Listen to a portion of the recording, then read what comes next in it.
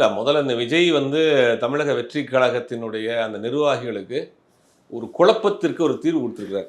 அவர் எந்த கட்சியில கூட்டணி சேர போறாரு, யார் முதலமைச்சர் வேட்பாளர், யார் துணை முதலமைச்சர் இப்படின்னு போயிட்டு இருந்த ஒரு குழப்பத்திற்கு ஒரு தெளிவான ஒரு விளக்கத்தை கொடுத்திருக்கிறாரு. நான் முதலமைச்சர் வேட்பாளர். தாவேகா தலைமையில் தான் கூட்டணி. என்னுடைய தலைமை ஏற்றுக்கொண்டு வருபவர்களுக்கு எங்களுடைய கட்சியில ஆட்சியில் பங்கு உண்டு அப்படிங்கிற ரொம்ப கிளியரா சொல்லிட்டாரு. அந்த பிரச்சனை கிளியர் ஆயிடுச்சு.